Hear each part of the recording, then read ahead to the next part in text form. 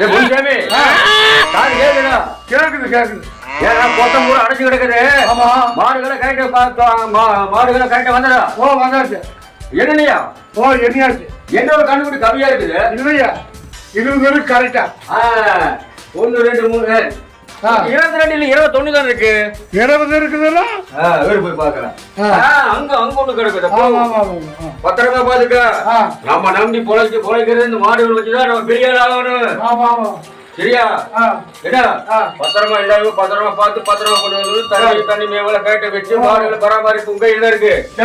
கொண்டு போடுவோம். நான் எதா இருந்தாலும் நான் பாத்துக்கிறேன். சரியா? இல்ல கொண்டு போடுவேன். சரி ரைட்டு.